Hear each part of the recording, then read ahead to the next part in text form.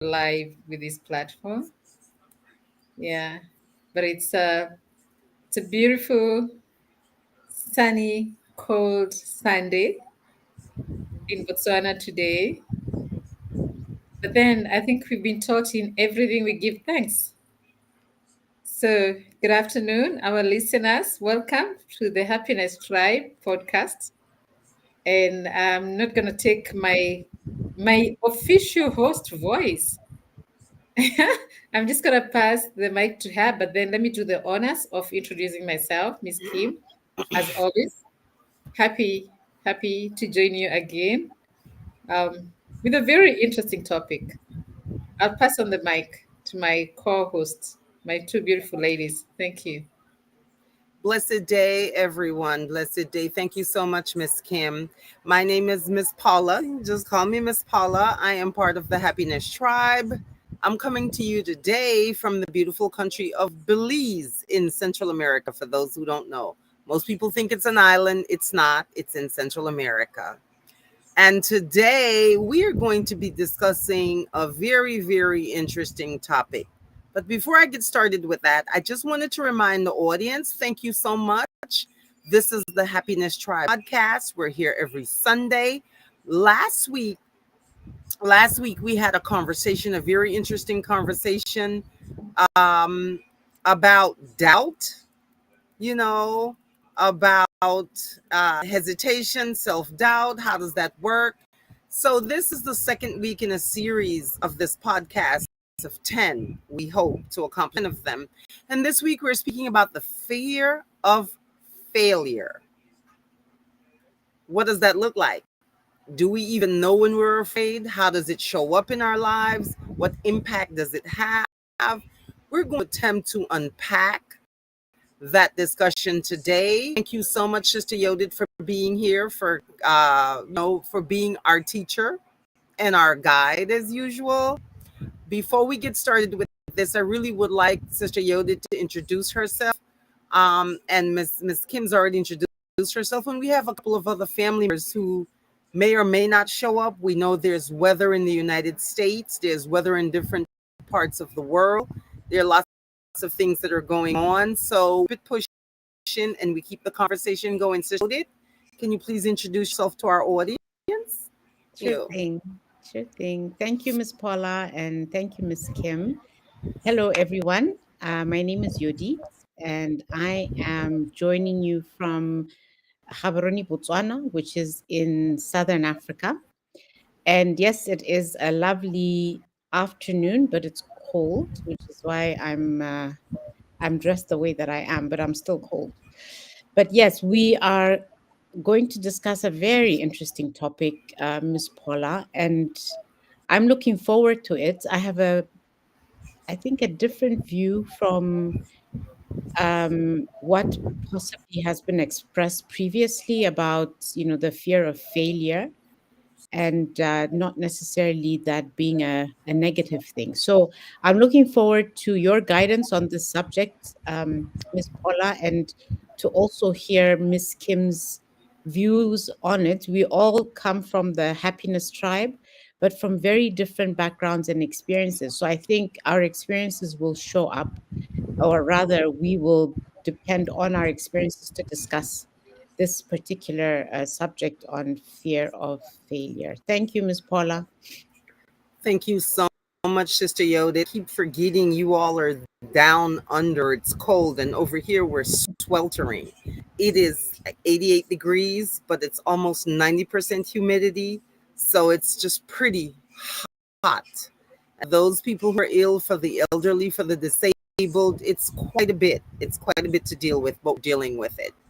So this week topic again, fear of failure, with a subtext of the hidden gatekeeper. Why a hidden gatekeeper? Because normally fear, things that we're afraid of, things that make us really nervous and lock us into a particular way of thinking, usually happens in the background. We don't even know it's there. But it regulates our lives. It shows up in our lives in different ways. Some of the personal challenges that happens with fear running in the background of our lives, it's like an operating system exists in the background of your computer, in this case of your life, and you don't even know it's taking over. So the attempt today really is for us to bring this concept, to bring it into life, to create awareness about fear and how it operates most times in our background operating system as a hidden gatekeeper. Every master was once a beginner who dared to fail. So for us, failure really is a stair step to success. So some of the personal challenges that most of us seem to encounter in fear, and it does show up in different ways in different people's lives. So by no means are we saying this is the only way that it shows up in your life, in individuals' lives, but these are some of the common things. Avoiding risk. Are you someone that just at any expense you'd avoid risk? You will not take risk. You're a very low risk taker, don't like it, don't want to engage it. Or are you someone who avoid risk and is not really aware? Maybe it shows up in a different way in the self-talk in your head. Maybe your operating system presents it in a different light. But for most of us, it's avoiding risk. It's perfectionism for some of us. I know I have that really, really bad. That my greatest challenge is perfectionism. Why is it that I get stuck in, oh my, it's got to be absolutely perfect. That one grain of hair is out of place. I'm gonna crazy. I've been working on this over the years. I think much better at it, but I think for me, I have taken my perfectionism, vanity, I call it, and have been attempting to transmute that kind of a maybe negative side to it or counterproductive to it, and is trying to turn it into a way of pursuing excellence, looking at the details, being focused, understanding what I can do to make it better. So for me, it's an uphill battle, but I'm seeking to, because I recognize this in myself. I seek to use as a prompt for pursuing excellence and doing things in a way that is satisfied with without going over. The other way that this shows up in our life is paralysis. Have you ever been in a position where you knew that you had something to do, but you just, for the life of you, you just get up the courage, the energy to even engage in starting to do it? Paralysis. People get it when they're creatives, get this a lot sometimes.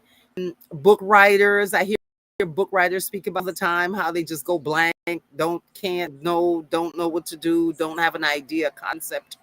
But we're speaking here about paralysis to the degree that one can't make a decision or make an active decision to engage whatever it is they're attempting to do or set out to do. It comes across crippling where, you know, I know I need to jump off, but I can't. I'm jumping for dear life. Anything that you've ever experienced, either of you, Miss Kim or Sister Yoda, either, go ahead. Miss Kim is just staring at me. So let me take a stab at it, Miss Paula. As you were speaking, I had a flashback. Um, and this is when so the story is it's when I first joined a corporate entity many years ago, about 17, 18 years ago.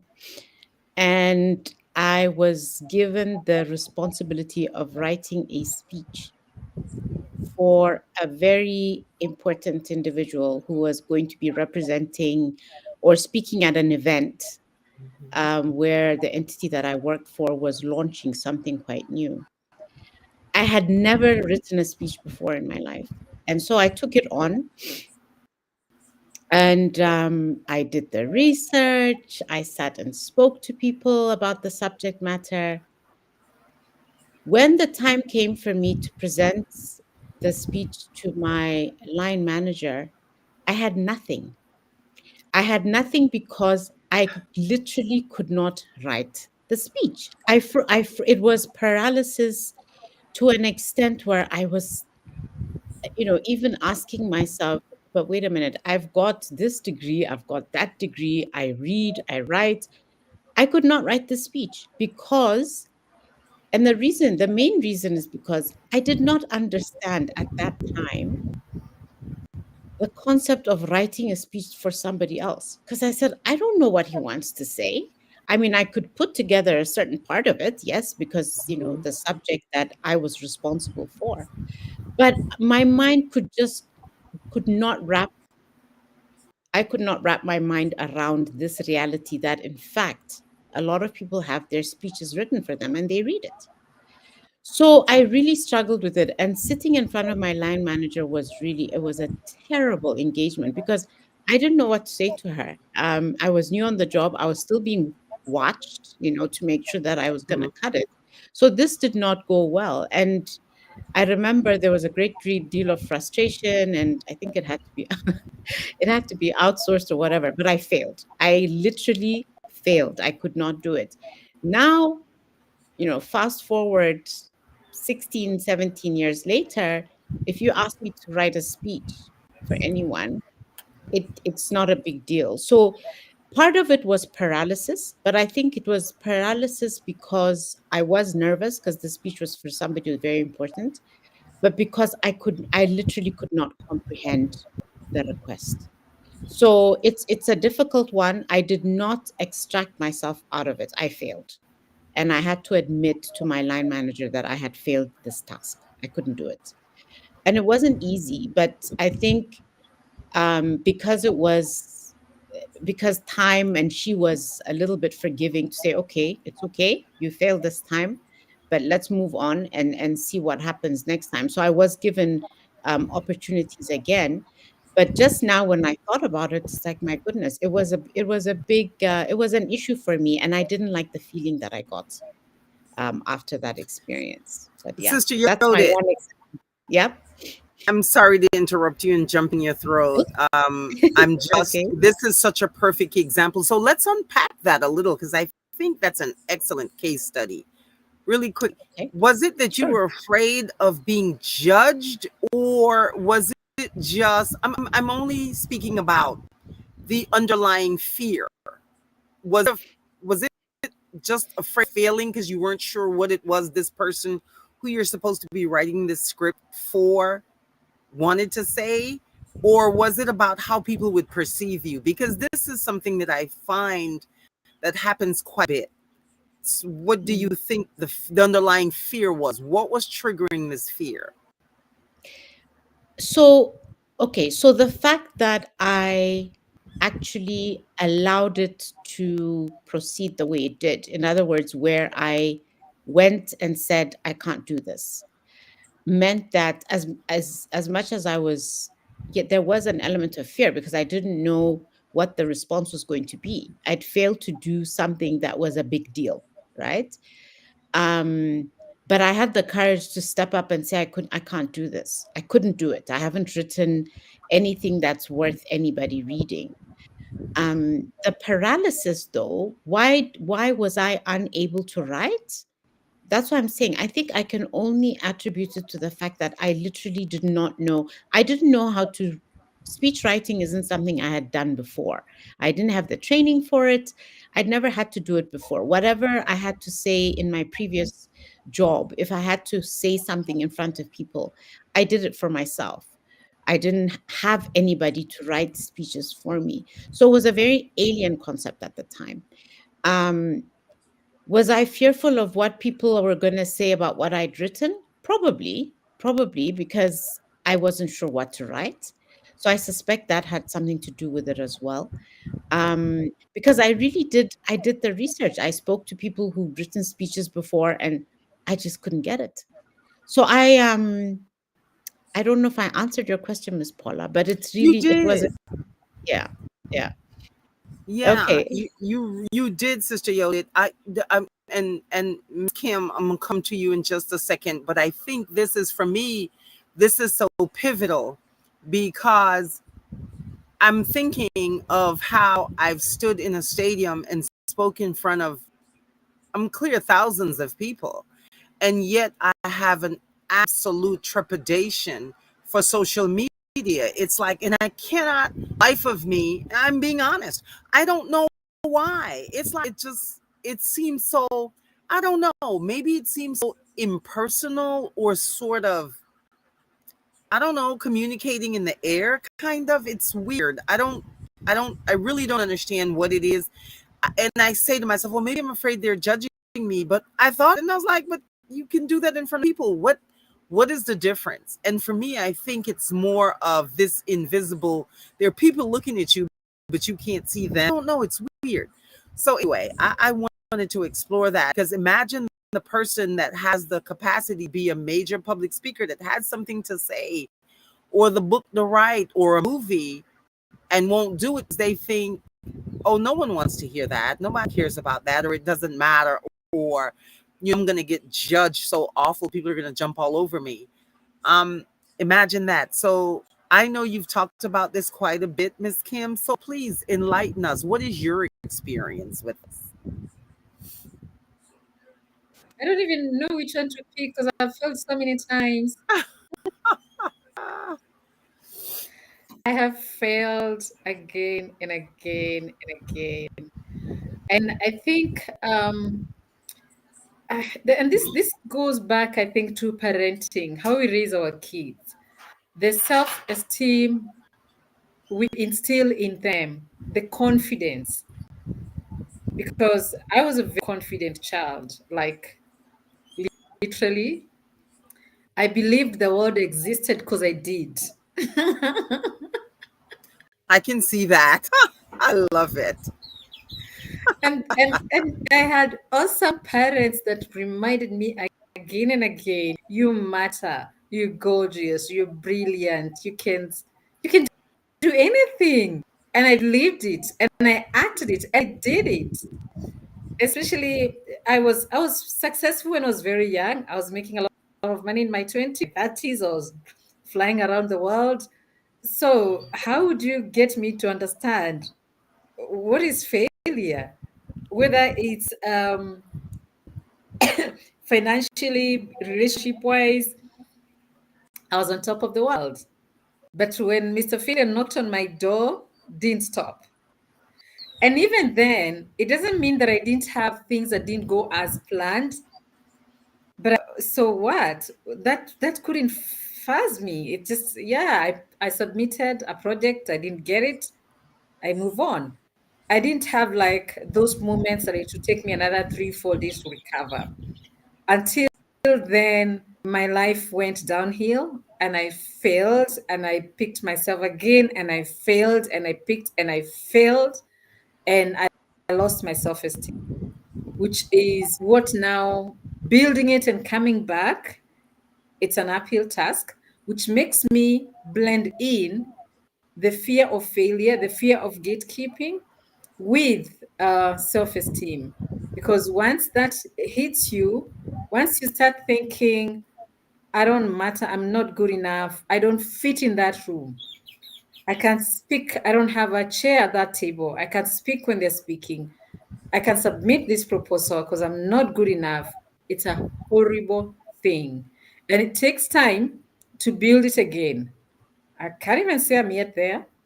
I've never been scared of people. It's not in me. You're the president, you're the king. It's not in me. But I saw with my fear. I actually remember it was my mom who went like, I can't imagine you're talking how many times you met so and so. Because it was a big deal. And my mom is just saying, like, this doesn't sound like my child. So what? There was a very huge, I can't remember what it's called. It's a very, very huge Japan organization that does a very huge conference in Africa. And I went there and I went in and I spoke. I think it was the Prime Minister of Japan, a very senior person. That was a tall order to me, which has never ever been. So, and I think that's when my mom started noticing the cracks in the daughter. I had a lot that was going on in my life then.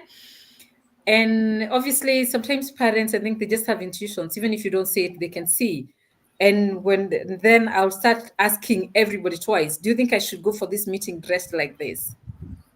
Am I looking good enough? what do you think about this presentation? Can I speak? Can I see? I stole so and so this. I also started this thing of before I get on any idea, I will go to 50 towns consulting. So the doubt was so deep. The second guessing myself, the imposter syndrome. It was so deep. It was so like making very the usual decisions that you just make that you don't need to ask, like almost literally asking, do you think I should make this meal for my children? Was it good enough? Do you think my kids are happy with me? Very mundane things that on a normal day could not worry me. And that was the trigger, like things are not fine. And I had to start working on myself to deal with that. However, I don't know if I think when we're in our 20s and in our 30s, we're generally not fearful. Like you can see with a lot of Gen Z and things that they're capable of doing. I think also as we age, maybe if things, well, they say in most cases, most of us, by the time we hit our 40s, something has happened to us. So when that happens to us, if your anchors are not alert, you can take a dip. But I feel like it's something that we work on and surmount stronger. And then as we accelerate to our 50s, we just go like, so what if my hair is gray? You just I had to think use that the fear, example. the fear just goes and sort of just grow to just be so comfortable in our skin. There were things that were so embarrassing to me to be seen doing. Things like just even a cheap car. I hate to say it. Who am I to be seen driving a cheap car? And with time, those things are just like, those are just things. So what? I can't be seen doing this and that. And I think with age also wisdom comes and we settle, we mellow. So that's my journey. So many stories. Yeah, I thank you so much for that. So I have a question for you. You said that the fear and the failure itself broke your self-esteem. Mhm. Having said all of that, what made you continue to try? Because oftentimes when we feel broken and fragmented in a way, we just give up. But you have not given up. So help us to understand what keeps you going. Goes back to building and working on your anchors. Mm-hmm. So I think still in my 20s and 30s, especially in my 30s, I was deep and I could really read a lot of heavy books. And I think that was one of my greatest anchors. That even when I failed, my one of my greatest failures was going through my divorce, which was horrible. And that was one point of my life that I read very heavy books. And that seems like it was preparing me for other ways of failing in business. Because I think after going through that, then when my businesses started crumbling and things were not working right, I could still go through, oh, when Mandela did that, if she survived that and I'm here, I can do it, you Okay. know? A lot of strong, painful stories. So obviously there's a lot of working on myself, which is still a journey. I'm still on it. Having my anchors, which I keep saying, like I always make sure I have friends that I can count on. Building that, my relationship with my siblings, my family, my mom was my greatest anchor. Obviously, just making sure that I'm very conscious and I'm very careful on how I'm trading and dealing with people, because I think for me, I wouldn't know how to live life without people. So those have been my greatest anchors. Obviously, there's so many other tools. I work on myself. I have podcasters that I listen to, and it doesn't mean it has stopped. That there's still moments I'll wake up, I am full of self-doubt. I've called you enough times, Miss Paula, with I can't make this decision. It's a business decision, sometimes it's a personal decision, but that's still fear. That's still the little voice telling me, are you sure you can do this? Miss Yodit, you've seen it again and again. Just before we got here, I was on a call with you. And sometimes that is still like that is the mentorship we go through. Mentors sometimes don't have to be branded as mentors. I think we do a lot of mentorship to each other. This fear to, am I parenting right? Was that the right decision for me to make? is what's going to be the outcome. So it's in so many facets of life that if we just have to keep on building those anchors and working on it, because it's going to happen again and again. Yeah. I love that. I so love that. So here are my takeaways. I'm going to give you my takeaways and then I'll pass the mic to Sister Yodit because I'm sure she has a lot she can contribute to this conversation with her wisdom. So my first take from what you say to me, and I'd like to share this with the audience just upfront, is that fear is a part of life. There's going to be something you're going to be afraid of. There's going to be someone you're going to be afraid of. There's something you're going to be afraid to try. Fear is just what it is. You can bring that into your awareness. Be aware, afraid of it, and still have the courage to move through the fear, no matter where it takes you. You usually end up, if you fail, well, what can I learn from this? And I see and I hear this when Kim says this. She's very, very direct in being honest about this. I have seen her. She said, she'll call me. We're 7 hours apart. She'll call me. It's 2 o'clock in the morning. Miss Paula, I need to speak to you. And I've always wondered why she called me because I'm sort of a rebel. But anyway, that story's for another day. I'm not the person for you to ask if you're afraid to do something. I'm not really one of those people maybe you should ask because I'm going to be the person to tell you to jump off cliff. Oh, Miss Paula, I don't have a parachute. So what? There's trees below. They'll catch you. You'll be fine. And so we've had this conversation, but I've seen Miss Kim do those successfully that she would be afraid of something and she does not give up.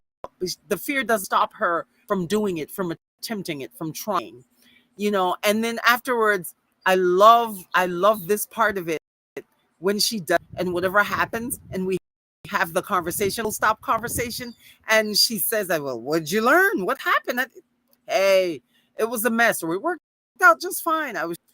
These are the lessons that we can take away from this. I think that's valuable. The other thing, my takeaway from what you've said is, and I support this 100%, is to surround yourself or have someone, a sphere of people that care about you.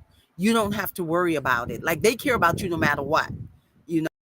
If you woke up down the street butt naked with your hair on one side and your diapers unhinged, they will still love you. When you have people, I'm sorry. Hey, I'm a storyteller.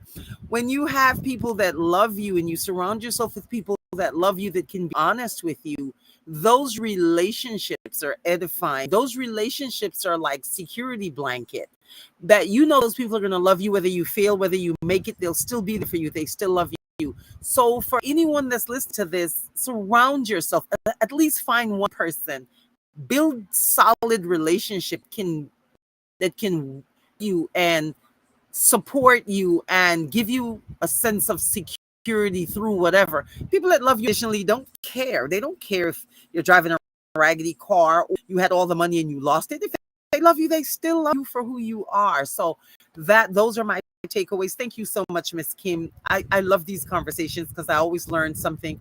Sister Yodit, come on with it because I know you've been sitting quiet. Come on. Sorry about the unhinged diapers. Hey. It's okay. I just had this vision in my head that wasn't very pleasant, but anyways, it's all right. It's all good. I also love and appreciate these conversations. As Miss Kim was talking, I think one thing that is important to point out is that Miss Kim is an entrepreneur. And so for people who've been listening to our conversations over time, you would have learned something, and that's, entrepreneurs keep going. But then there's the personal side of things, those things like divorce that happen that can completely break people. And it's how you get up from things like that that really speak to your personality, your upbringing, etc. And yes, like Miss Paula, I've seen Miss Kim get up and go and drive things and wonder why I'm being so cautious. I'm sure sometimes she just wants to smack me because I'm a very cautious person, especially when it comes to taking risks. I want to make sure that everything is uncovered before we go for it, but I'm learning. So, in terms of fear of failure, I've always used that as a motivator, something to drive me and I work hard. I've worked for organizations most of my life. Um, and in the last organization, it was a corporate environment. Everything is about making sure that you get things done and you get things done right. And so I used fear of failure as, I don't know if I should say an inspiration, but it certainly motivated me. And, because I did not want to fail for many reasons. One, I didn't want to disappoint my parents. My parents are my role models, ultimate. They've sacrificed to educate, etc. So I didn't want failure to be anywhere associated with me. And then, of course, you've got now your children who look up to you and they see what you're doing, friends, etc. But also within the environment itself, you want to make sure that you are good at what you do. So I worked very hard. And I definitely had failures. Most certainly, there were some programs that the last couple of weeks, for some reason, some of them have been coming back to mind, and I just wonder how I made it through.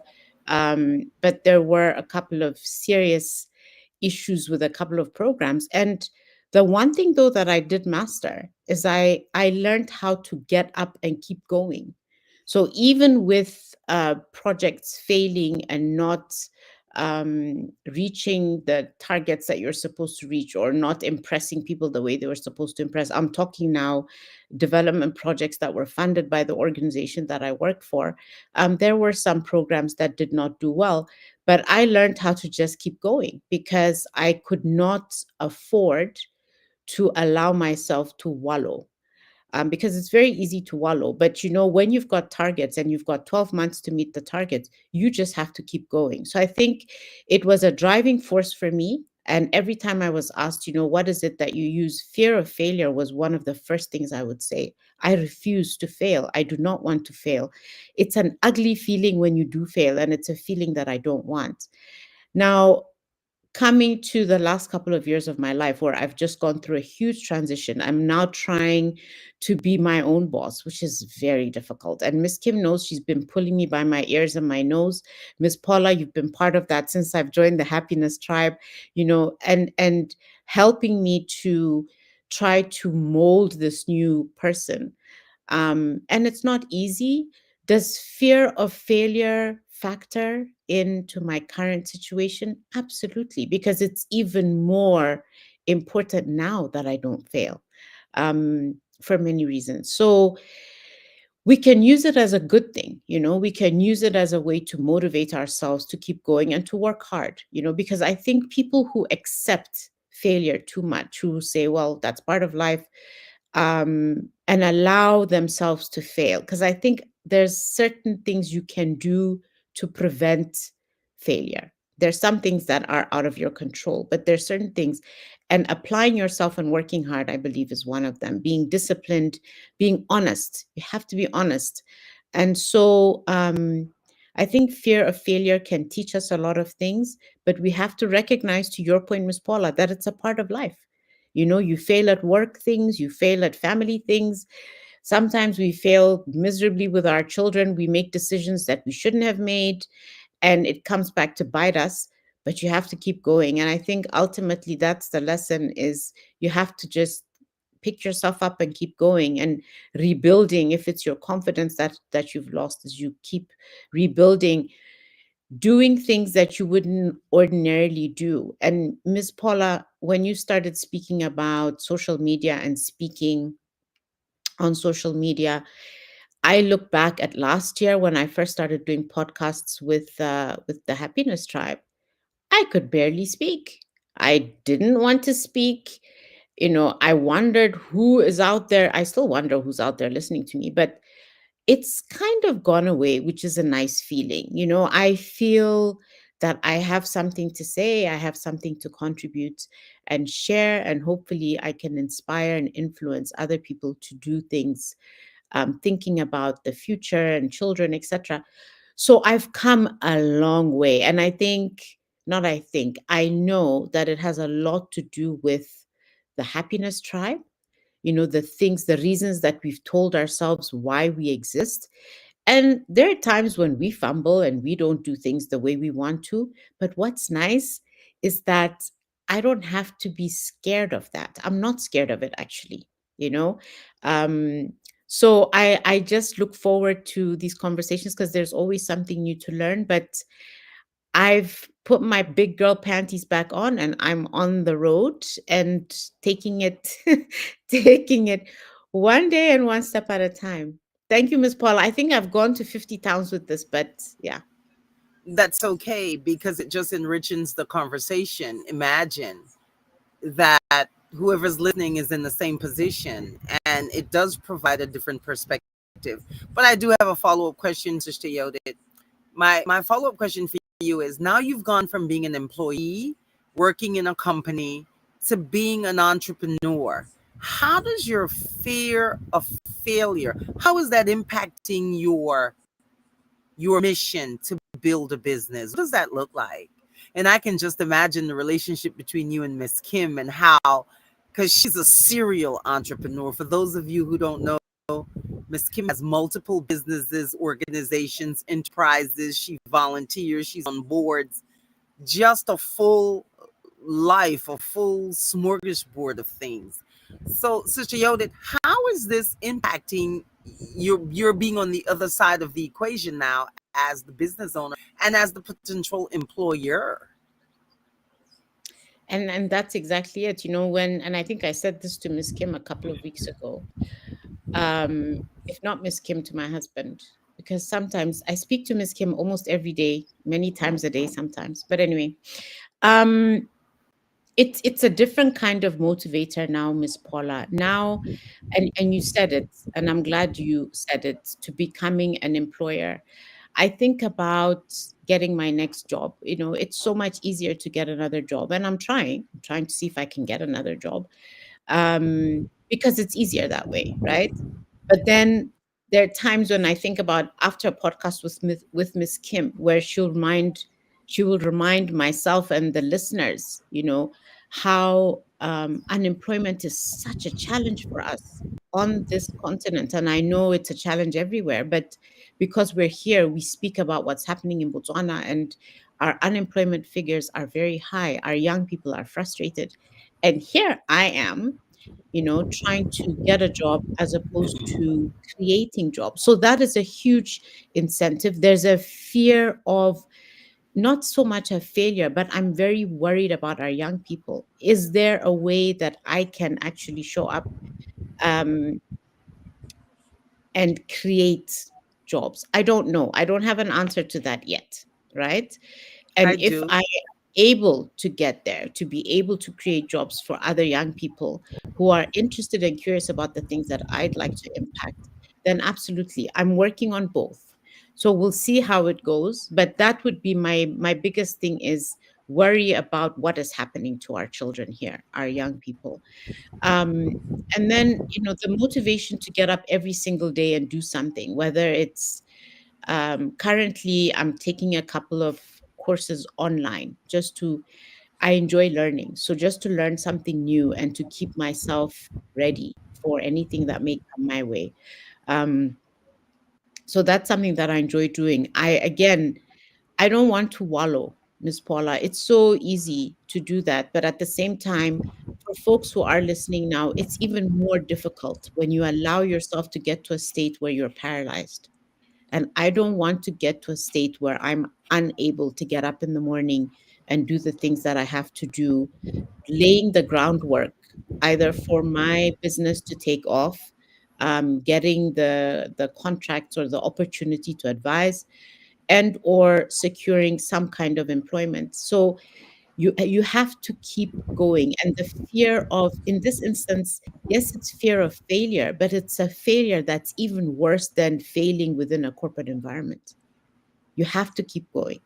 And I think that's, yeah, that's the best that I can do with your question at this moment. I appreciate it. I appreciate it. And you answered it pretty quickly. And there's never going to be, I don't think there's ever a clear cut answer to any of these types of questions, because the response is subjective, right? So I think it's great. Congratulations for your continued education work. It's so amazing to hear that, because because I just made a decision yesterday. I to anyone. I just made a decision yesterday. I've been doing some research. I want to get, I loved statistics when I was in school, and I was pretty good at it. And now I'm finding myself wanting to pivot into a particular industry that I really don't know anything about in terms of the mechanic, professionalism, the requirements.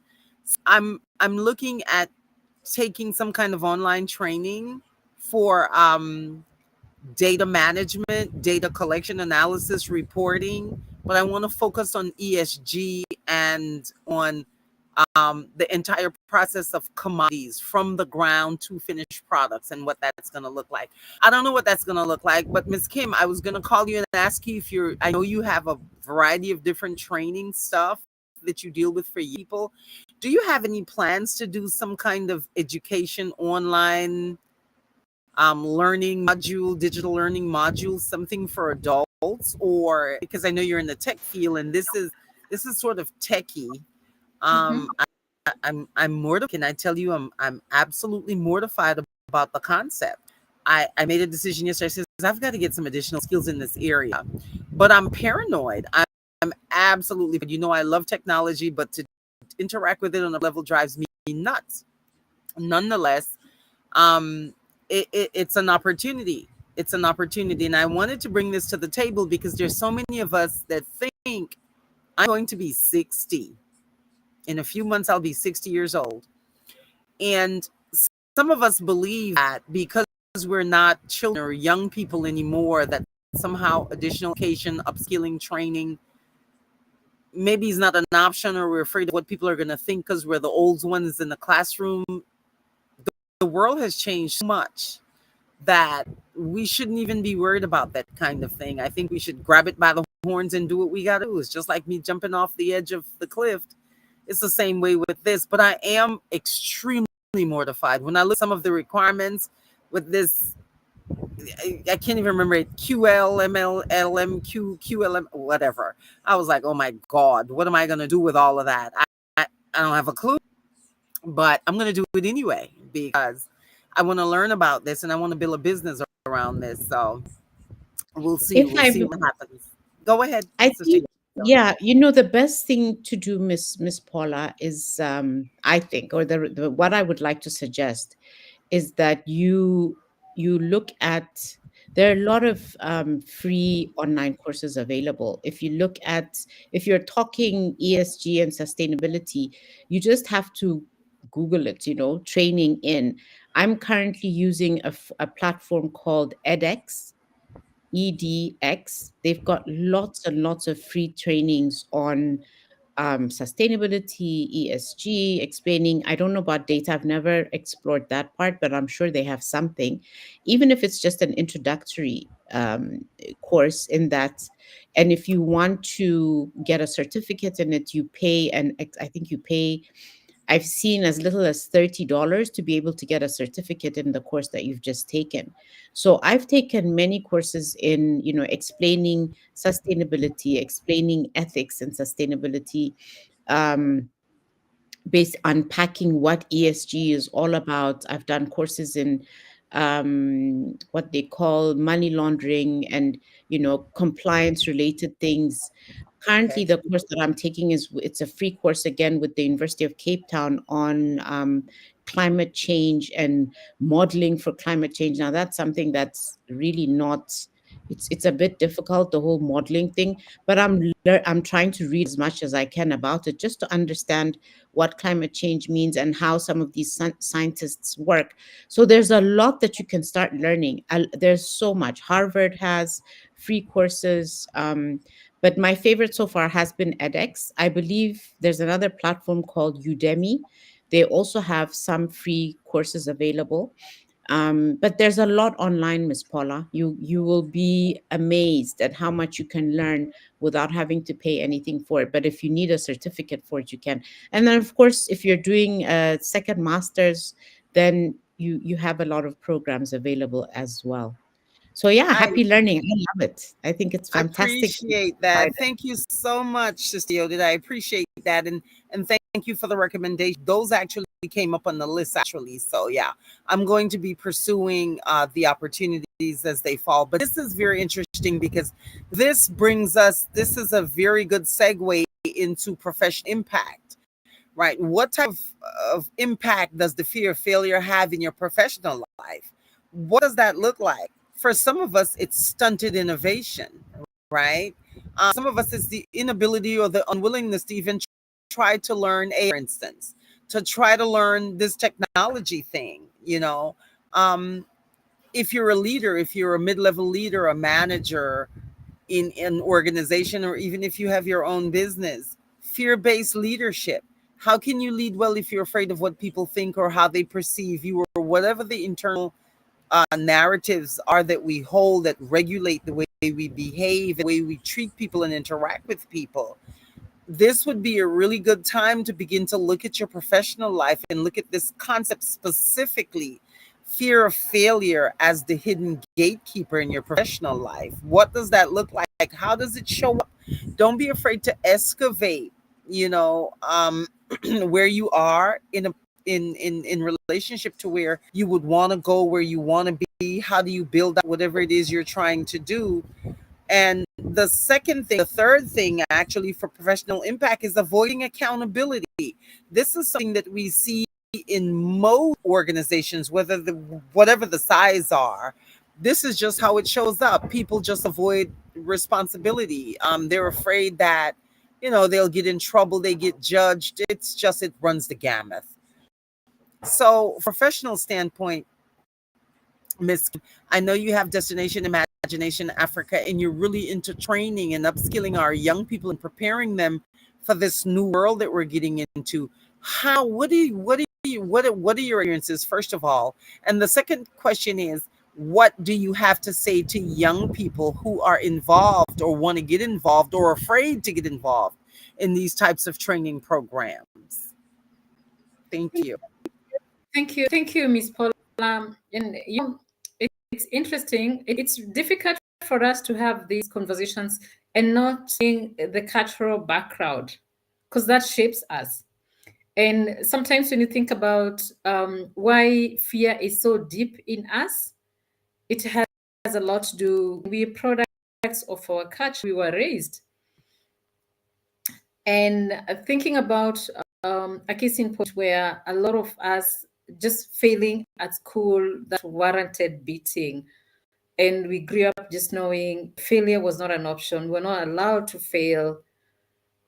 That makes us fearful to even try. But then when you think life in the West, I feel like I'm alone. And true, I'm alone. What do Feels you like mean, Miss Kim? I'm talking to myself. So, and then my thoughts are not flowing when I feel like I'm talking to myself. Like my last week podcast alone was so funny. And I don't think Miss Paula knows we have the video on, but you're good. You're good. No, I'm aware we have the video. I apologize. I'm having technical difficulties. So I'm trying to position my screen. It's crazy. I can't see myself, but I know that the camera is on. I just apologize. I didn't want to interrupt you, Miss Kim. So go ahead, but I can hear you. I'm just trying to fix this madness. Thank you. No, we can see you pretty well, and you're looking very pretty. So, yeah. So yeah, back to and my attempt to answer your question. In the corporate space, or rather when you run your business, we still try to take calculated risk. And thanks God to now so many amazing tools that it's so easy to do your research. I'm happy you want to get into data. Marketing is now very much data driven. So is decision making, which minimizes the opportunity cost, the level of when you do your return on investment and you analyze what could go wrong. Because once you use the tools will tell you if you want to get into this space, just know we have 100 companies that are doing it in your city, and this has been the outcome. Just know annually, this is the budget that's set. This particular space you want to get in, there's funding for it or there's no funding. A lot of companies have closed shop, and this is what you can do to mitigate that risk. So it's something that we need to be. The fact that I was just explaining previously that how we grew up in Africa with failure for the longest time was not an option. We were not even allowed to fail. We were beaten up for failing at school. And the still today, there's a lot of shame and embarrassment that's associated with failing, even failing from business, even failing at work, even just not doing the right thing. That could be universal. But then, at least in the West, business people are celebrated when they fail. You want to get a bank loan, you need to have failed, to have started some businesses and you failed. But for us, it's brought in a lot of shame that you couldn't tell anyone. My business has barely up before. I lost my staff. I lost this and that. That was quite embarrassing. But now I get into accepting and understanding that failure is actually not a bad thing. It literally shows you got your skin in the game, you're resilient, and you keep trying. However, the body keeps us score. So it still has attacks on us. The fact that we fail, we try again, it doesn't mean that it doesn't ruin us. And what happens to that? How do we get our healing? What are the survival toolkits we must ensure we put? And sometimes it can be very scary when you're trying again or getting into a new venture. Reason, as we put those tools, we try to, personally, I keep asking myself, what is the worst that's going to happen? Is anybody going to die? Am I going to lose my home? Am I going to lose my child? Am I going to lose my sanity? Sometimes you can't answer all those questions, but I do like a lot of journaling. If you look, you got my laptop and you went to my Notion, you would actually go like, do we take her to a mental hospital or what? Because I talked in Notion. I talk to AI a lot, as Miss Yodi freaks out on that. AI helps me a lot in decision making. That's my brainstorming partner. And then I have my tools where I analyze and I put pros and cons. And then sometimes I have my 7 days rule. If this idea is sitting with me for the next 7 days, I'm still feeling about it. Every time I think about it and I go like, but I forgot to think that I now want to start traveling. Why am I putting myself in this? So I go back and write that down. So I do a lot of journaling, but I forgot that my child is going to university. What was I thinking when I was making that decision? So I will journal, and then 7 days later, I can keep on reflecting and I'll look at pros and cons. So there's no way, there's no business not have some risk associated. I don't think that's yet to be born. There's always some risk, but then you look at, can I afford this risk? If this is what could go wrong, can I afford this one? What my mentorness, how will it hurt me? And sometimes we acknowledge and encounter these where you go like, sometimes we don't even know what we're scared of. Sometimes I think it's so deep, it's so mental. We don't know. So that's where, like you mentioned, we'll keep on procrastinating, but we're just so scared. And sometimes we're scared of the smallest things that you actually just go, sometimes you flash back, you go, I can't believe I was so scared of that. When you are explaining about you getting into a new venture, you sort of charging me. I didn't want Miss Yuri to know, but on Tuesday I went out clubbing. Yes, I did. On a Tuesday, imagine Miss Paula on a Tuesday. Okay, well done. I'm happy. Actually, it was on Monday night. Tuesday was a holiday. So, okay, no, that makes sense. Monday, the eve before a holiday makes sense. I hope you had a yes, good time. I had a good time. But one of the things I'm usually so scared of is, at my age, I'm so scared of sitting in a club alone. Date. I'm very uncomfortable sitting in a club alone. Yeah. And I travel a lot, and I've traveled for days, months, well, be in a new city alone. But and I love eating out, and I'm extremely. I love clubbing. I'll go dancing, but I make friends quickly as well. So this particular time, I try to get my daughters. None of them wants to come. My friend of them wants to come. And I drive home and I just go like, I don't want to be home alone. It's Monday night.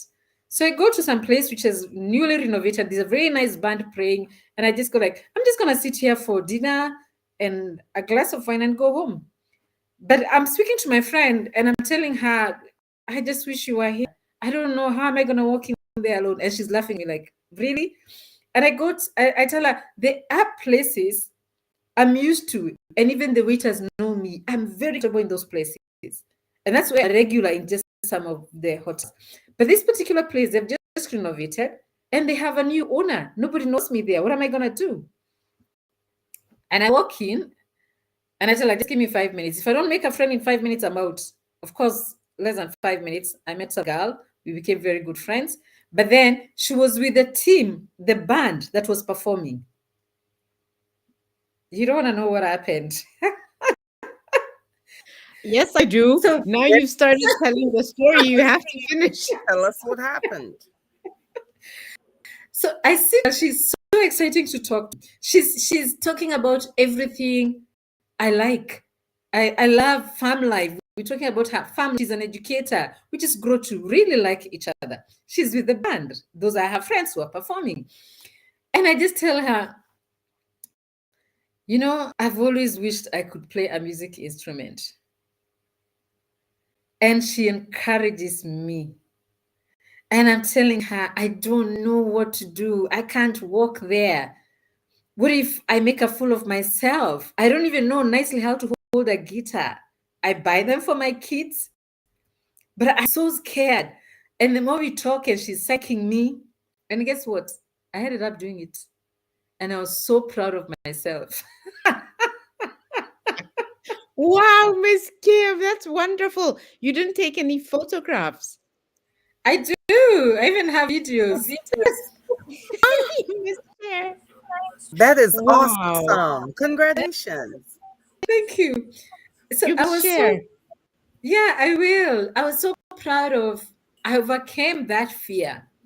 I'm scared of rejection. I'm a horrible dancer, but I love to dance. So I don't care. I dance. And in Africa, literally, it's like Africans are born with a rhythm. You hardly meet an African who can't dance. So it's so odd that you dance with your 2 feet. So it's like literally you're making a fool of yourself. I don't care. I dance. That one I long overcame. I just went like, no, this is not going to. I'm not gonna go down like this. And I didn't dance. No, I danced. So now playing the musical instrument. So you see, the more we work on that, I wouldn't know. Maybe at some point in school, I tried to play a music. I can't remember. I don't know. Maybe kids laughed at me. So since then, I'm so scared of failing. I'm scared of making that mistake. So it takes a lot, takes guts. I sat with this lady and I also looked, I don't know anybody in this restaurant, so I don't care. And I've seen it within speaking engagements. I am more scared when I speak in front of people who know me than when I speak in front of strangers. Because I'm all like, I'm going to look silly. These are my friends, they know me. And I do a lot of speaking engagements. It doesn't mean I don't get some fear sometimes when I'm getting on stage. Am I going to be silly? It doesn't mean I don't ask when I'm getting out of stage, did I speak well? Did I make a fool of myself? And I'm not good with notes. I don't know how to do notes. I will read, I can even make notes for myself, speaking points, but I don't know how to get on stage with notes. That thing is, it's a bit horrible for me. I don't want to, I like going with the flow. I don't feel like I want to read and tell. I want to have a conversation. I want to tell you, I want to engage. I want to see if you're listening, you're paying attention. What I'm saying is interesting to you. So I think what we need to do is we confront what we're scared of. It's not easy. It can be something as silly as what I've mentioned, where a lot of people that's nothing to them. They can dance, they can sing, they can play music instruments, they can speak in crowds. So sometimes like that may not have anything to do with my business, but it's still a part of me that I'd love to work on. I'd love to join a music band. I'd love to dance. I'd love to be a musician. But I have this horrible belief that I don't have a good voice. And anytime I say to somebody who thinks they go like, you just work on it. I mean, as a lot of people say, some are naturals, yes, but you can polish that and you can learn to be that you want to be. It's never too late. But we know it's easier said than done. Now, Miss Paula, to answer your last question on what do I tell youth, I work with a lot of youth and I see their fear every day. And I still caution them on, can we try baby steps? It's not easy. It's not easy. And I agree and I accept. And a lot of it has a lot to do with soft skills. If you've never had a lecturer, a mentor, somebody to teach you how to communicate well, somebody to teach you just basics on how do you make friends. I've seen it on something that I didn't know. There are things that we just take for granted because we don't know. So I drag my daughters to high level meetings. And at some point, I think 2 years ago, my daughter, we were in a high level EU event. And I told her, we can't go to an event, it's a dinner, and then you just hang out with me, go and socialize. She came back 2 minutes later. How do you socialize? It's a good question. And for me, What I'm do you just going like, do? yeah, what do you do? What do I ask people? And I told her, okay, I'm gonna teach you. Let's walk to people we don't know. Because for me, I'm a natural. I don't care. Drop me anywhere as long as, even if you're speaking French and Chinese and I can't speak, we're still gonna make friends somehow. Deal with it. So so I walk with her and I thought that this is how, just you just walk to people and say, hi, how are you? Are you enjoying the music?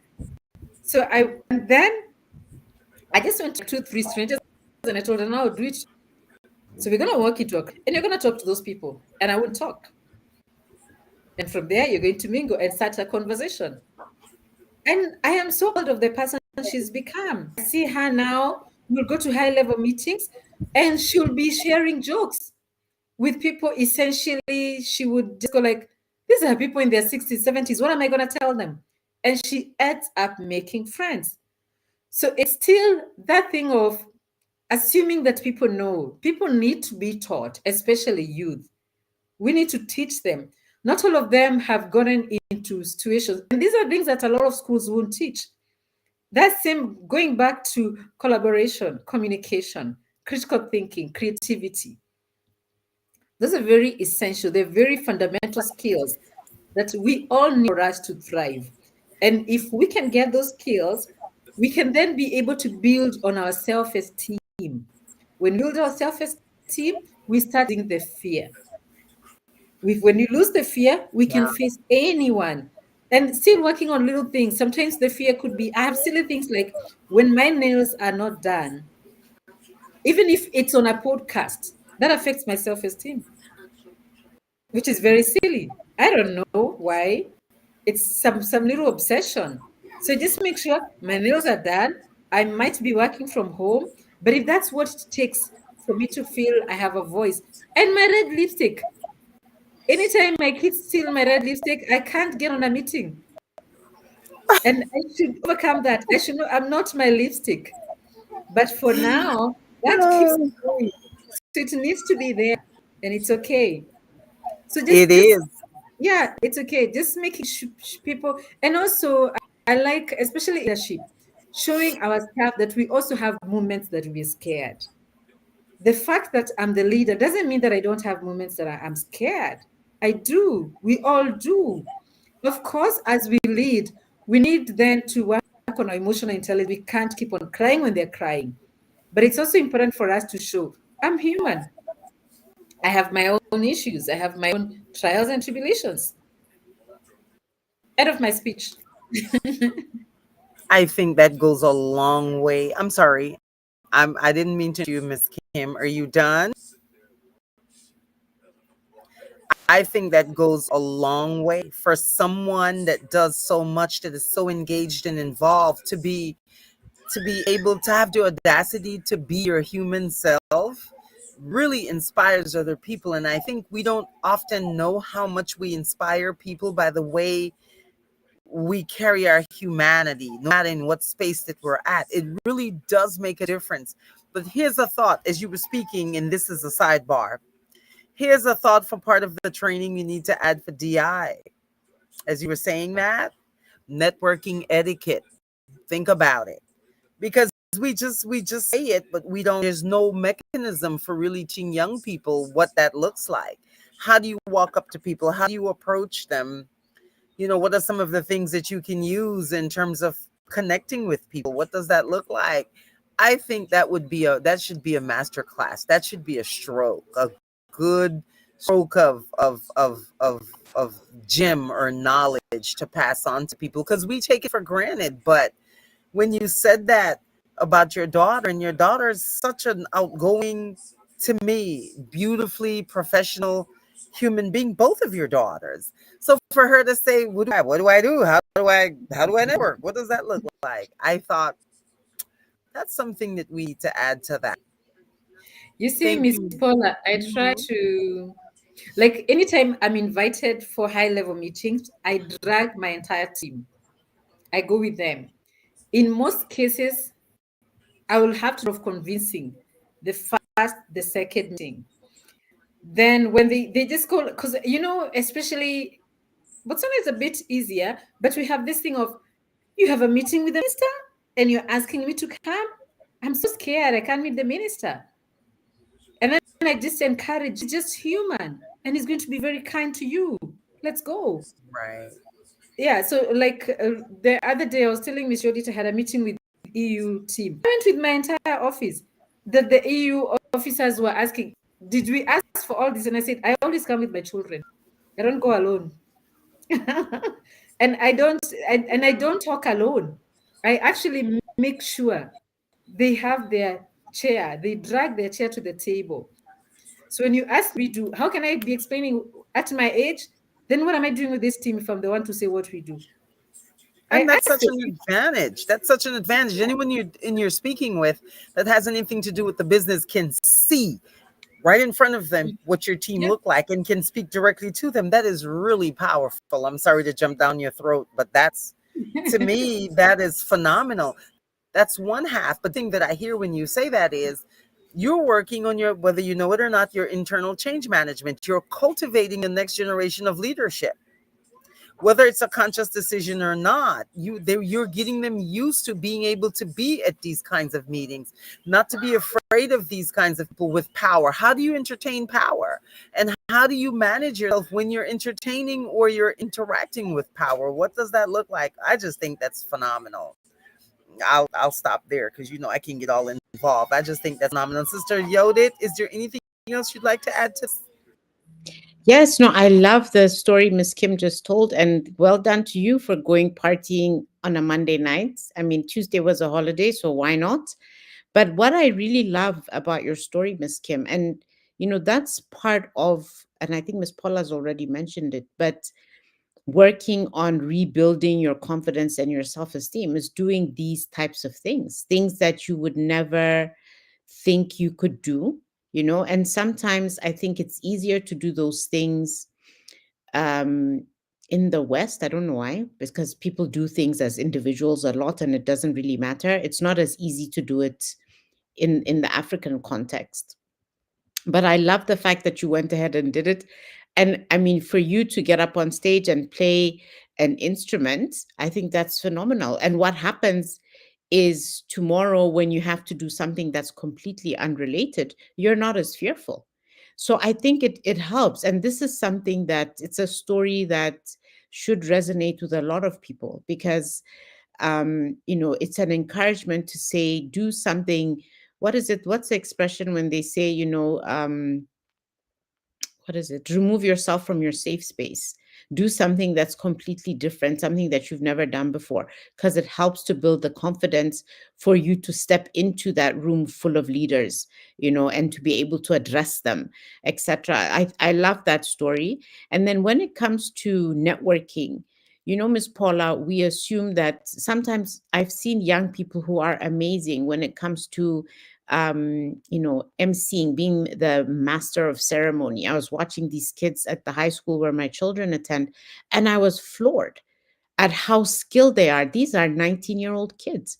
But I know that we also have adults, people who are much older who don't have the confidence to network effectively. So, not network just to make small talk, but network to get something out of an opportunity. If you're at a workshop, and you're surrounded by people who are experts in a certain field, there is or there may be an opportunity for you to get something, to get work or whatever. We need to train. I think it has to be part of upskilling not just young people but also adults, people who've just lost their jobs. We have a lot of people who are losing their jobs. Sometimes it's very difficult to get up and start working again, to start moving, because you don't know where to start.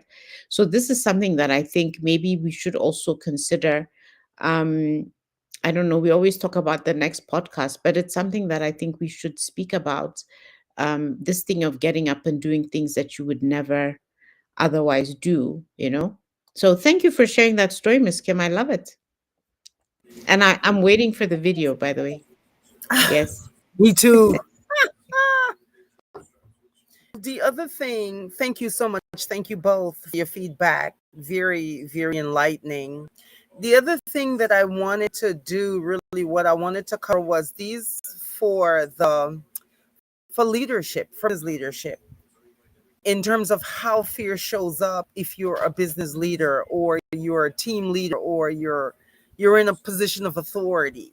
What do you do when you have staff members or a team member has a radical idea that can really perhaps have a positive impact on the business, a project, and it's something, and their proposal, whatever this proposal is, really runs up against your personal fear?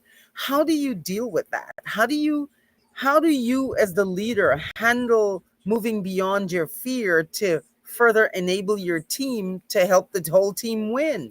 What does that look like? Does it make sense, Miss Sally? What I'm asking is, as a leader, how does your fear impact your business, and how you, when you're challenged with a suggestion that just is something that mortifies you? Let me give you a perfect example. So you're the leader of a business, you're the CEO, and you're having, the business is pretty good, but business is slowing down, and so you're having to lay off people, and someone comes to you and say, well, let's just integrate AI to do our emails and to kind of automate some of our functions, which would help the company save money. But you are deadly afraid of technology, especially AI, because you think AI is going to take over the world. How do you handle that fear, and what would be your suggestion to that leader in terms of how they will deal with the fear and still be able to move on towards some solution?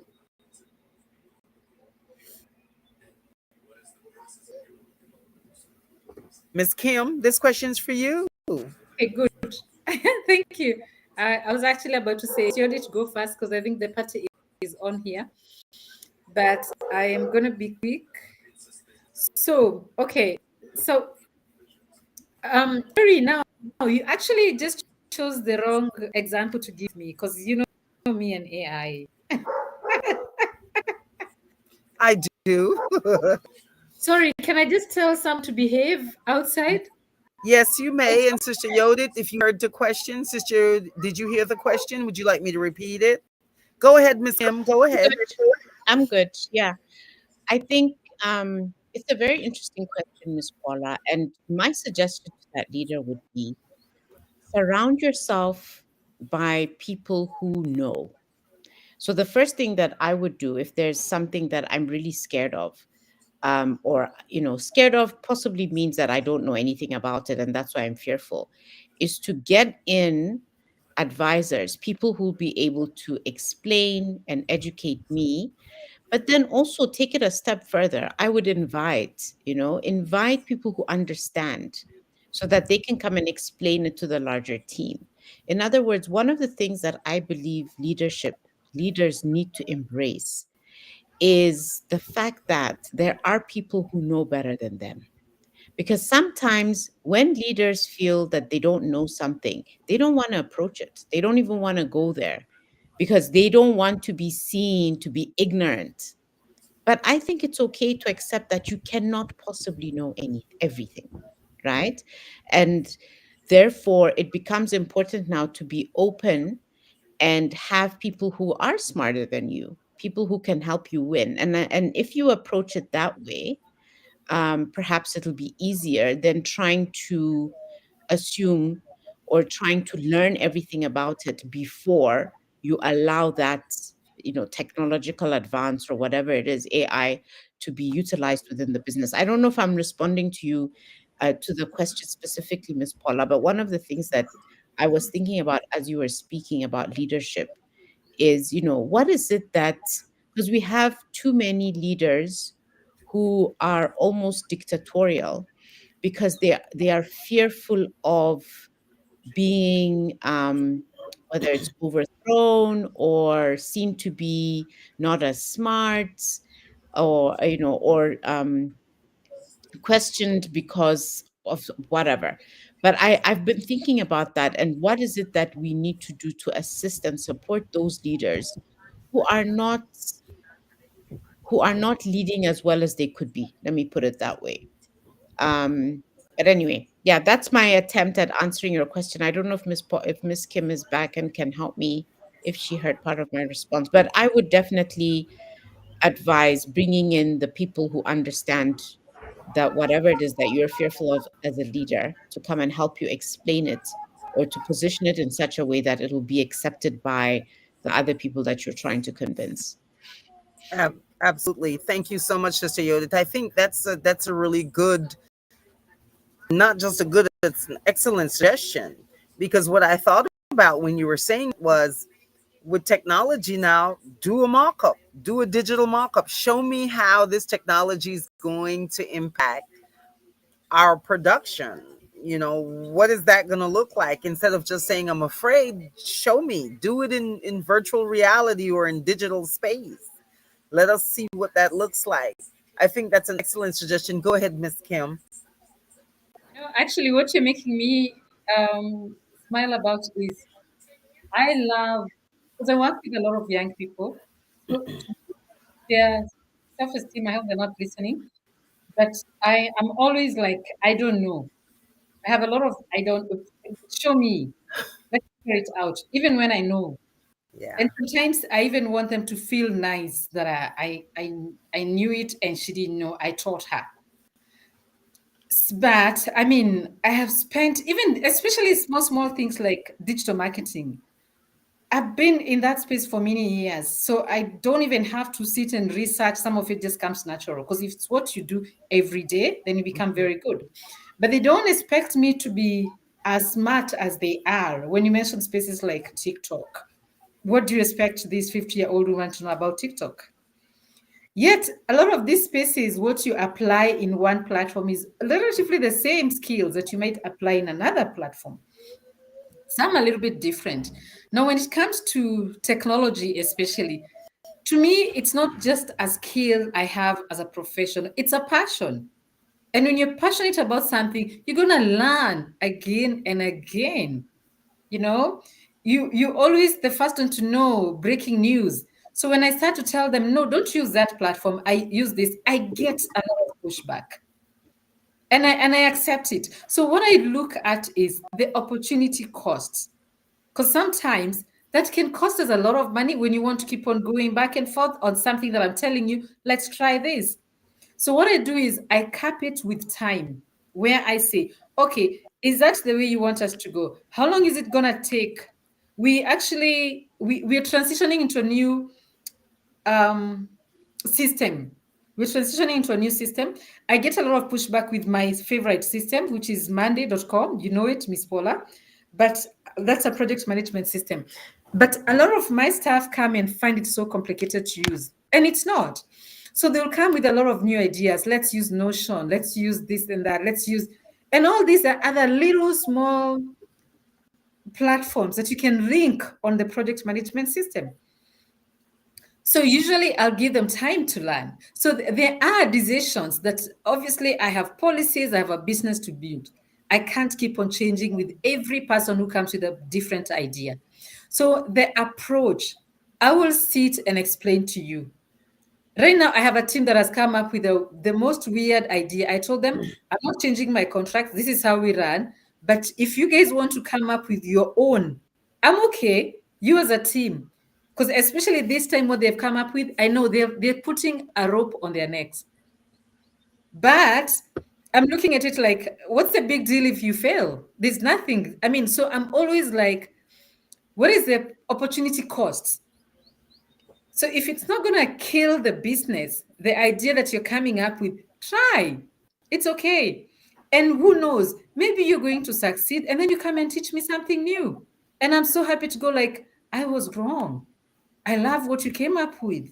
This is actually a better way of doing things. Let's adopt this one. So I think it boils down to how you communicate that effectively. Mhm. Because I meet a lot of people where their voices were silenced where they're coming from. So for me, I have this open policy that you are smarter than I. That is one thing I keep telling them. Just the fact that you're younger than I, you are smarter than I. That does not mean that you could be wiser than I. There are things, you have things to teach me. There's something you know that I don't know. I don't underestimate that. Even a 10-year-old has something to teach me. Yeah. So we're here to learn together. But if this is going to affect the business in a very huge way, let's wait. Okay, I want to do your way. But can we wait in August when we're not busy? For 30 days, we're gonna try your way. Even when I know I'm more interested, that will not work. But I want to boost your self-esteem. I want to show you you matter. This you can teach me something. And I think as we work with people, it's so important. I'm in the business of building, not breaking. I love that. Love that. I love that. And I love the other gem that you just dropped. You said you're younger than me. You're young, so you're smarter than me. Doesn't Mm, mean you're wiser than me, but you're smarter than me. mm. And there is a distinction for that. And I think that's something we need to consider. Instead of always thinking that we have all the answers, we have the wisdom. Knowledge is transitory, and they may know things that we don't know because of the world they're growing up with. It's a part of who they are. So I love that. Thank you so much for that. And I hope that the audience caught that, because that's important and it's a distinction and it does matter. So So go ahead. recently, I have one of Miss Yodit's sons, one of hers. I think she's a godmom too. So I have one of her sons as one of the students. So he told me because he loves to dress, he's very handsome. I mean, I'm working with a lot of young kids, they're cool. So I went like, I love your swag. And I was told, Miss Kim, this is the third time you're using a word you're not supposed to use. What? What's wrong with that word? Why did he say that? Explain. I get it even from my kids. They just go like, who told you? Who even says that? You don't say that. I'm too I mean, old. it's just but we say that. So what word do they use now? No, The same we word. can say We're that. just not allowed to, because we're Yes, old. you're not allowed to say we're old. I'm too old to be saying I love your swag. I mean, I Okay, can't say dude. I I'm refuse. not I supposed to. refuse. I refuse. But you know me, I refuse. Why should it be restricted to a certain age? No, I agree. Because also there are things I don't want to see them doing. That's for us. It's okay. I accept. Yeah. You know, I remember you're reminding me of a time where what was I wearing? I was wearing what are they called? They're pants that go just below your knee. What are they Uh-huh. called? Capris, right. Yeah. And this young woman came to me, and I wasn't even that old. But anyway, she came up to me and she's like, "You really like to dress." Okay, I can't remember her words verbatim, but basically, what she was telling me is that I wasn't dressed for my age. And I looked at her and I said, "What? I don't understand what that means. What am I supposed to be wearing? Like a dress up to my ankles? I don't know, Miss Kim, if it's an African thing, and we know that women will wear whatever they please, at whatever age. But there is a certain mindset that you're not supposed to wear, you're certainly not supposed to wear shorts, in this part of the world after a certain age, which is very peculiar to people that I know and even to myself. Because why shouldn't I wear shorts because I'm over 50? But anyways, where we digress. But it's serious thing. So for me to be told that these emojis are funny. For me to be told that I'm not and I'm gonna try it on him, Miss Kim. I'm gonna, what word is it you said? Swag. I'm gonna try and see what he Right, you said. see, so I remember what I we was said. So I anyway. always learn new words, and we watch movies as well. It's just not just from them. So we always That's know what true. is trending, but we're not allowed to use it. I've never been told that. But anyways, I guess there's always a first time. Sorry, Miss Paula, to have gone to 50 towns. Back to you. It's perfectly fine. It's perfectly fine. And that's a part of all of this, I always complain between about women with a bunch of children. Anyway, running around half naked. I'll stop there about that. So I get it. I get it. Age appropriate hire is what we're told it's like. It would But make for a very interesting podcast, but we need representatives from many different countries to get to some sort of consensus. Because consensus. yeah, because in certain parts of the world, and the reason it becomes confusing for Botswana is Botswana gets very, very hot, right? But yes, I would hesitate to wear shorts, especially of a particular length. But it's hot. It's hot. What's that noise? Okay, never mind. But it's hot. So the question is, why shouldn't we wear certain things because we're a certain age?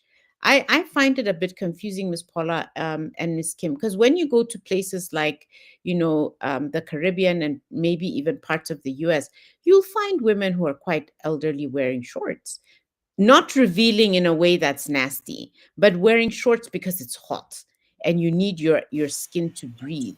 But I know definitely the way I was raised in Ethiopia, I wouldn't be able to walk around wearing shorts when I go Mhm. back home to Yeah, Ethiopia.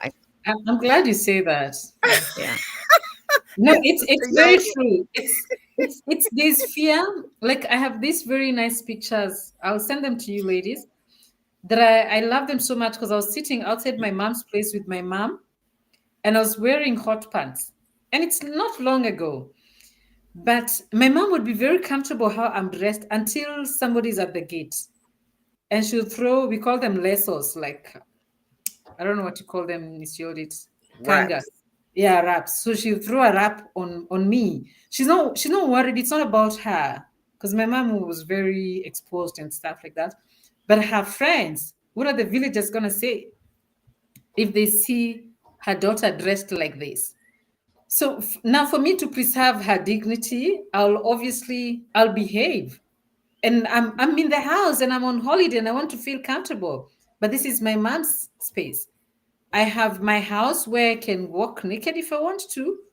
So and it's the same thing I apply. I usually have this thing of when I'm traveling in Africa with especially Black Americans, I'll tell them, since you're Black, even if you have an accent and everyone will know you're not from Africa, and you're with me, we can't go for meetings with you dressed the way you are. This is the African culture, and this is the Tanzania, the Zanzibar, the Botswana. In Botswana, I can't go to a chief's place with pants. You have to wear a skirt. It's not applicable in my culture. We bury with jeans. In Botswana, we don't. So why not respect that? That's true.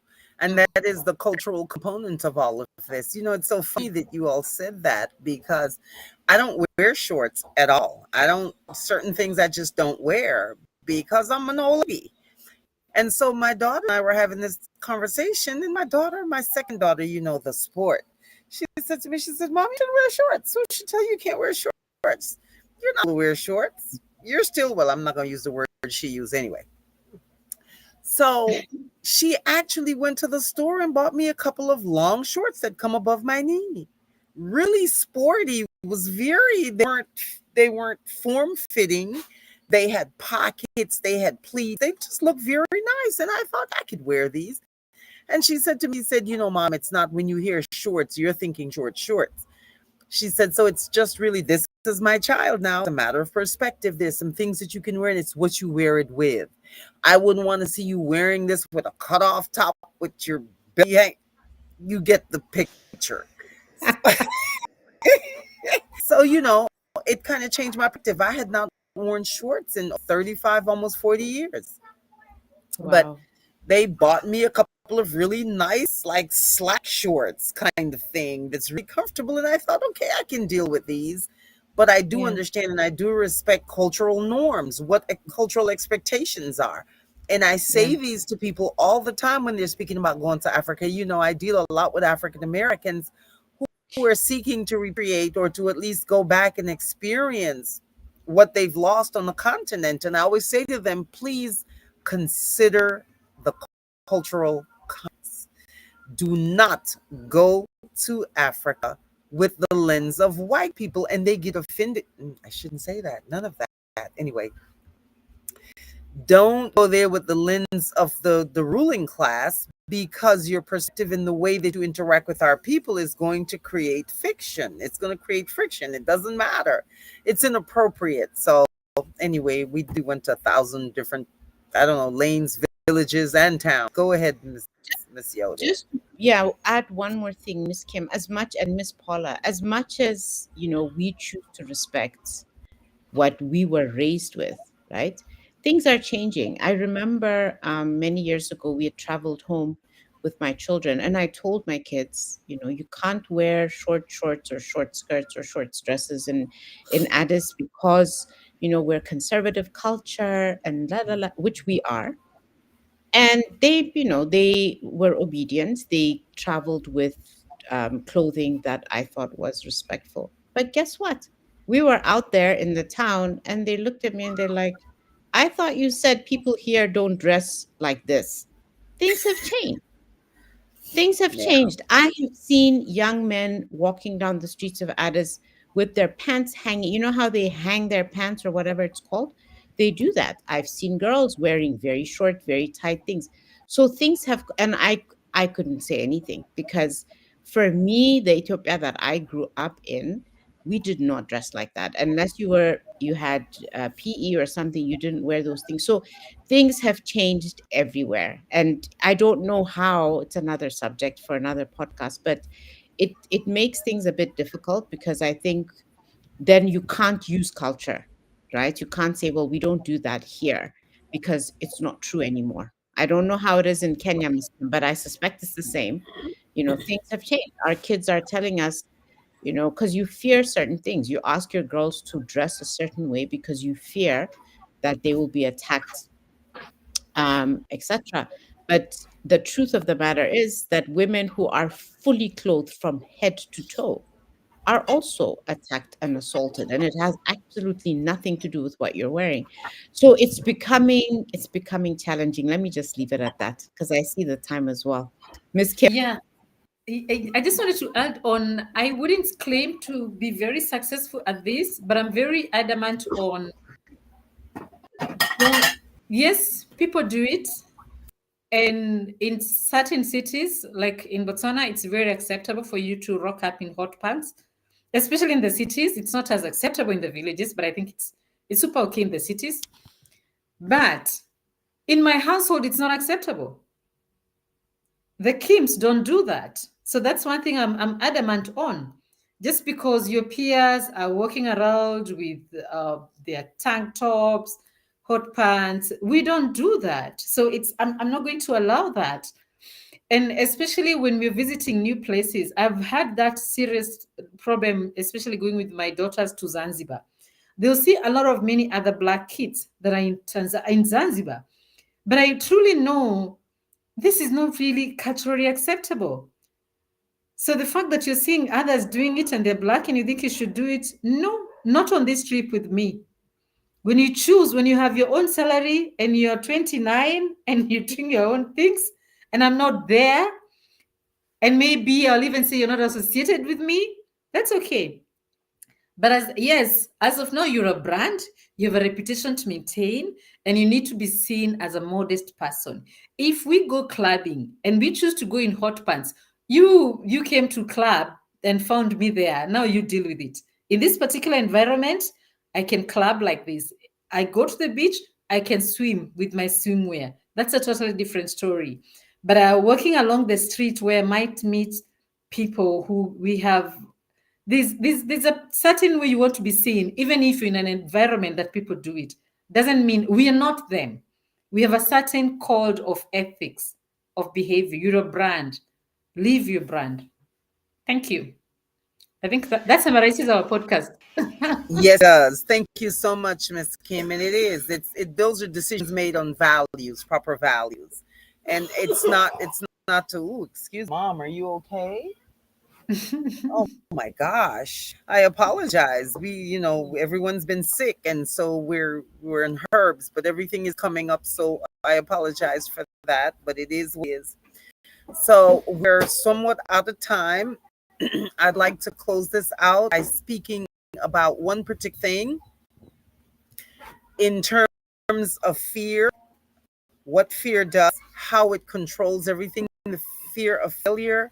Don't allow the fear of failure or even judgment to stop you from doing what it is you need and may want to do for yourself in terms of your own personal and professional growth and development.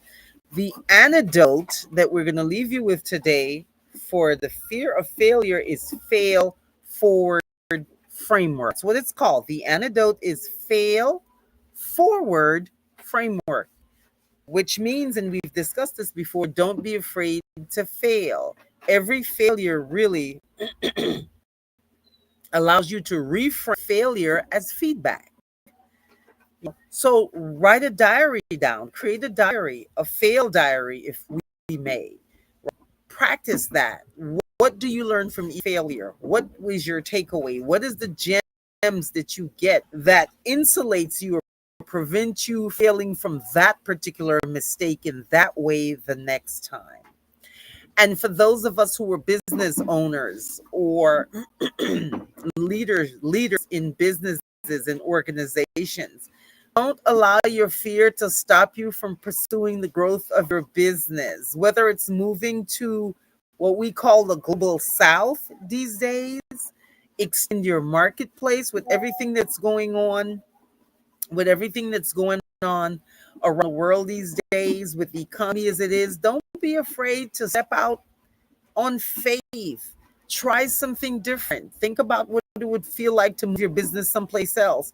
And yeah, you're going to be afraid. Yes, you're going to be nervous. You may run into something that can be of benefit, but you're afraid. But push through it, like Miss Kim has taught us today, like Sister Judith has discussed in such detail today. Move through it. Push your way through it. Look at your failures as opportunities to learn something and to grow. We will leave you with that today. Thank you for spending the day with us, or spending this morning with us, an hour or so. And we hope that you take something away from this that can enable you to move and work through your fear towards success. Miss Kim, do you want to give us a closing remark before we leave? Thank you, Lord, man.